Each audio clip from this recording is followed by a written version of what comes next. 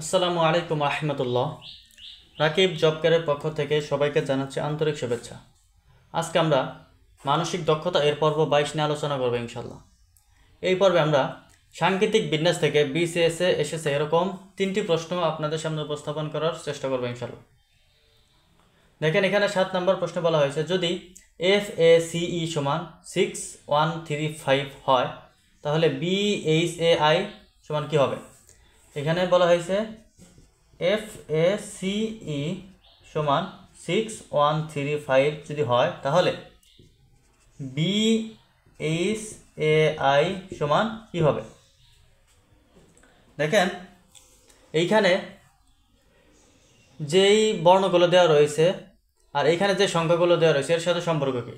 দেখেন, এখানে এখানে আমরা যদি একটু চিন্তা করি, এফ এর পজিশন হচ্ছে কি 1 2 3 4 5 6। তার মানে এই সংখ্যাগুলো দ্বারা এই বর্ণগুলোর পজিশন দেওয়া রয়েছে। অর্থাৎ দেখেন, আমরা যদি দেখি যে এ এর পজিশন কত 1 নম্বরে, সি এর পজিশন 3 নাম্বার, এখানে পজিশন হচ্ছে 3 নাম্বারে, এখানে দেওয়া হচ্ছে কি 3। তার মানে এগুলো দ্বারা কি পজিশন দেওয়া রয়েছে।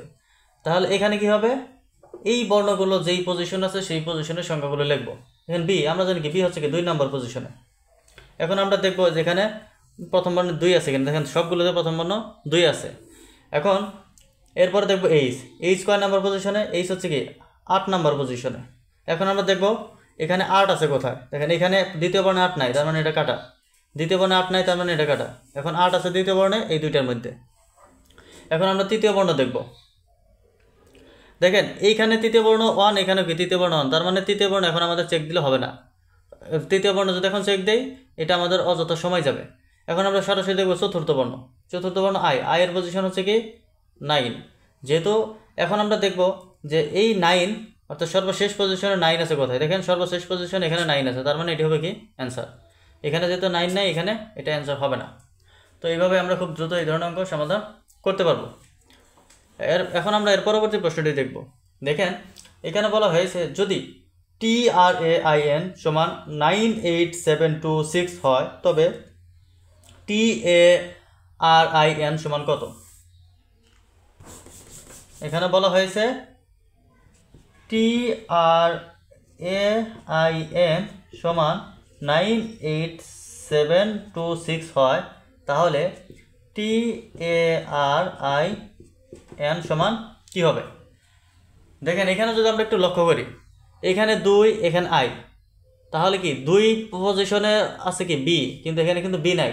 তার মানে এখানে বোঝা যাচ্ছে যে এইখানে এই বর্ণগুলোর পজিশন দেওয়া নাই, যে নির্দিষ্ট পজিশন দেওয়া নাই। এখানে সরাসরি বোঝানো হচ্ছে টি এর মান 9, আর এর মান 8, এর মান 7, আই এর মান 2, এন এর মান 6। এখন আমরা এখানে তাই করবো। দেখেন, এখানকার বর্ণগুলো এখানে কি এলোমেলোভাবে দেওয়া রয়েছে। এখন আমরা লিখবো যে টি এর পজিশন 1, এই দেখেন টি এর মান দেওয়া আছে 9, এখানে আমরা লিখবো 9। দেখেন, এখন এখানে 9 সবগুলো, এখানে 9 নেই, তার মানে এটা কি কাটা, একটা অপশন আগে বাদ পড়ে গেল। এখন আমরা এর পরবর্তী দেখবো এর পজিশন 3 নম্বর, এখানে 3 নম্বর পজিশন আছে 7, তার মানে এখানে আমরা লিখবো 7। এরপরে আমরা দেখবো দ্বিতীয় পজিশনে 7 আছে কিনা। দেখেন, 3টি অঙ্কের মধ্যে 7 আছে। এখন তৃতীয় পজিশন দেখব যে আর। দেখেন, আর এর মান এখানে কত 8, এখানে আমরা দেখব 8। এখন এই 8 কোথায় আছে, যে দেখব যে এখানে তৃতীয় পজিশনে এখানে 8 আছে, এখানে 8 আছে, এখানে কিন্তু 8 নেই, তার মানে এই অপশন আগেই বাদ পড়ে যাবে। এখন আমরা দেখব চতুর্থ পজিশন। চতুর্থ পজিশনে এখানে আছে আই, আর এখানে কি আই এর মান হচ্ছে 2, তার মানে এখানে আছে 2। এখন দেখব 2 কোথায় আছে চতুর্থ পজিশনে। এখানে যদি আমরা একটু দেখি তাহলে দেখব যে এইখানে 2 আছে কি চতুর্থ পজিশনে, এই জন্য এটি হবে কি অ্যান্সার।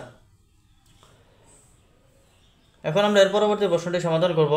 দেখেন, এখানে বলা হয়েছে, যদি ROSE কে লেখা হয় 6821, CHAIR কে লেখা হয় 73456 এবং PREACH কে লেখা হয় 961473, তাহলে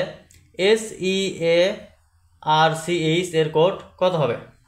দেখেন, এই ধরনের অঙ্ক যখন আসবে তখন আমরা একটু খেয়াল করব যে এইখানে দেখেন, এইখানে আর এর পজিশন আছে কি 6, আবার এইখানে আর এর পজিশন আছে কি 6, এইখানে আর এর পজিশনে আছে কি দেখেন 6। তার মানে এখানে বোঝা যাচ্ছে যে এই বর্ণগুলো দ্বারা এই বর্ণগুলো দ্বারা এই সংখ্যাগুলো বোঝানো হচ্ছে। অর্থাৎ আর এর মান দেওয়া আছে এখানে 6, এরপর আমরা এখানে ও এর মান দেওয়া আছে 8, এস এর মান দেওয়া আছে 2, ই এর মান দেওয়া আছে 1।